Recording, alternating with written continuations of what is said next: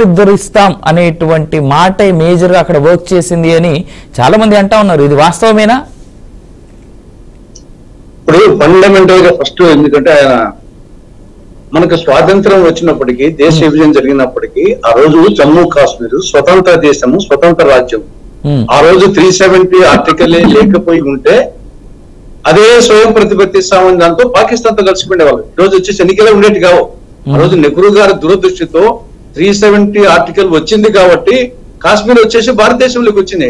ఆ హామీనే మనం ఇవ్వకపోయింటే అదే షరతుతో వచ్చేసి ఆ పక్క పాకిస్తాన్ లో కలిసిపోయింది వాళ్ళు. ఆ రోజు ఈ రోజు అందరూ వచ్చేసి ఏదో అంటున్నారు కానీ ఆ రోజు వచ్చేసేది ఒక పెద్ద సంస్థానము, రెండు దేశాలు, రెండు పాకిస్తాను భారతదేశం మధ్య ఉంది కాబట్టి, అది బార్డర్ లో ఉంది కాబట్టి ఆ రోజు మనం 370 ఆర్టికల్ లేకుంటే ఆ రోజు వచ్చేసి పాకిస్తాన్ లో కలిపేసిండే వాళ్ళు అదే షరతుతో. ఈ రోజు ఎన్నికలే ఉండేది కాదు, దేశంలో ఉండేది కాదు. కానీ దాన్ని గుర్తించాలి. ముందు ఎంతసేపు వచ్చేసి నెహ్రూ గారి మీద పడడం అనేది అది కరెక్ట్ గా దాన్ని దూరదృష్టితోనే ఈ రోజు వచ్చేసి జమ్మూ కాశ్మీర్ భారతదేశంలో ఉంది. ఈ రోజు ఎన్నికలు జరుపుకుంటున్నాము ప్రజాస్వామ్య పద్ధతిలో. సెకండ్ వచ్చేసి ఈ రెండు రాష్ట్రాల ఎన్నికలు కాంగ్రెస్ పార్టీకి సంబంధించి ఒక కంట ఆనంద బాష్పాలు, ఒక కంట దుఃఖ బాష్పాలు. జమ్మూ కాశ్మీర్ లో కాంగ్రెస్ ఘనత ఏం లేదు. వారు చెప్పినట్టు, శ్రీరామ్ గారు చెప్పినట్టు మన నేషనల్ కాన్ఫరెన్స్ ఘనత 49లో 42 నేషనల్ కాన్ఫరెన్స్, 6 కాంగ్రెస్, 1 సిపిఎం. కానీ ఏది ఏమైనా ఇండియా కూటమి, కాశ్మీర్ లో ఇండియా కూటమి, అందులో కాంగ్రెస్ ప్రధాన భాగం కాబట్టి అది రావడం అనేది ఒక సంతోషకరము.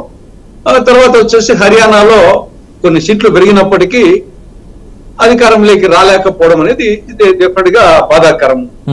సరే, ఇక్కడ జమ్మూ కాశ్మీర్ కి సంబంధించి ఇక్కడ ప్రధానంగా వచ్చేసి దెబ్బతిన్నది ఎవరు? మెయిన్ గా పీడీపీ మెయిన్ గా దెబ్బతిన్నది. లాస్ట్ టైం పీడీపీకి 28 సీట్లు వచ్చాయి, ఈరోజు 3. కాబట్టి మెయిన్ గా ఇదే పీడీపీ మెయిన్ గా ఈ యొక్క వేర్పాటువాదానికి దానికి దీనికి ఎక్కువ సపోర్ట్ ఇచ్చేది పీడీపీ. అటువంటి పీడీపీతో బీజేపీ 4 ఏళ్ళు కలిసి ప్రభుత్వం ఉన్నాక ఇంక వీళ్ళు జాతీయవాదంగా చెప్పుకోవడం అంత కరెక్ట్ కాదు. కానీ సరే, ఏది ఏమైనా జమ్మూ కాశ్మీర్ మళ్ళీ జాతీయ జీవన స్రవంతిలోకి వస్తుంది. అక్కడ వచ్చేసి ఎన్సీ పార్టీ కానీ, ఇండియా కూటమి కానీ డెఫినెట్ గా జాతీయవాదం వైపు వస్తుంది.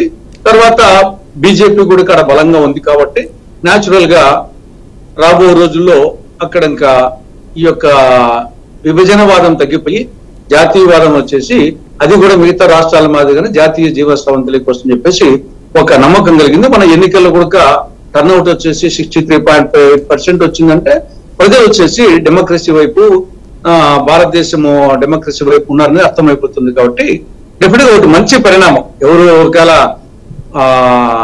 ఒటాబటిగా వచ్చినప్పటికీ అది మంచి పరిణామంగా, పూర్తిగా ఎన్సీకి సొంతంగా రాలేదు, ఎన్సీ, కాంగ్రెస్, సిపిఎం కాబట్టి 3 కలిసి 3 జాతీయవాద పార్టీలు ఉన్నాయి. కాబట్టి అక్కడ పీడీపీ వచ్చింటే కొంచెం ఇబ్బందిగా ఉండేది. కాబట్టి ఆ నేపథ్యంలో బీజేపీ కూడా న్యాచురల్ గా వచ్చేసి వాళ్ళు జాతీయవాదం గురించి మాట్లాడతారు. కాబట్టి రాబో రోజు మంచి రోజు జమ్మూ కాశ్మీర్ నా అభిప్రాయం. రెండవది హర్యానాకు సంబంధించి సరే, అందరూ అనుకున్నట్టుగా రాలేకపోయినాయి. దానికి డెఫినెట్ గా బీజేపీ పోల్ మేనేజ్మెంట్ మనం అప్రిషియేట్ చేయాలి. ఇక్కడ నెగిటివ్ పాయింట్స్ అన్ని వాస్తవమే. ఈ యొక్క రైతుల వ్యతిరేకత, మహిళల వ్యతిరేకత, యువత వ్యతిరేకత, నిరుద్యోగము, ధరలు అన్ని ఉన్నప్పటికీ డెఫినెట్ గా వచ్చేసి పోల్ మేనేజ్మెంట్ అనేది ఒకటి ప్రధానమైనటువంటి బీజేపీ నుండి మిగతా పార్టీలు నేర్చుకోవాల్సిన అవసరం ఉంది. అంటే ప్రతిదీ కూడా ఎవరి నియోజకవర్గం, ఎవరి బూత్ దాన్ని బేస్ చేసుకుని రాజకీయం చేయడం అనేది, ఒక చోట 70,000తో గెలవచ్చు, అదే ఎమ్మెల్యేనే, ఇంకొక 10 సీట్లు 500తో పోవచ్చు. కాబట్టి సీట్ ఏమో ఇక్కడ 10 సీట్లు పోతాయి, అక్కడ 1 సీటు వస్తుంది. పేరుకేమో 70,000 ఆడొచ్చింటాయి, ఇక్కడ 500 10 వచ్చినా 5,000. కాబట్టి పోల్ మేనేజ్మెంట్ కాడ బీజేపీ సక్సెస్ అయింది. రెండవది, ఓబీసీలు కొంత బీజేపీ వైపు మొగ్గు చూపినట్టు కనపడతా ఉంది.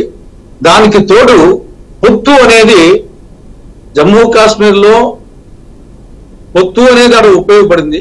ఆడొచ్చేసి అదే ఇక్కడ పొత్తు లేకపోవడం అనేది, అది ఆమ్ ఆద్మీ పార్టీతో పొత్తు లేకపోవడం అనేది అది డెఫినెట్ గా కాంగ్రెస్ పార్టీ, ఇండియా కూటమిలోని పార్టీలు ఆలోచించాల్సిన అవసరం ఉంది.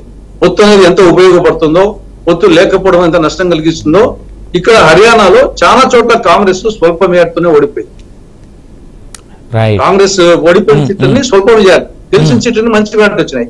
ఆ స్వల్ప మెజారిటీ అదే పొత్తు ఆమ్ ఆద్మీ పార్టీతో కానీ తర్వాత మిగతా ఇండియా కుటుంబంలోని పార్టీలతో పొత్తు గన అడ్జస్ట్మెంట్ అయింటే రిజల్ట్ వేరే విధంగా ఉండేదేమో అనిపిస్తుంది. కాబట్టి రేపు రాబోయే వచ్చేసి మహారాష్ట్ర, జార్ఖండ్, ఢిల్లీ ఎన్నికలకైనా కాంగ్రెస్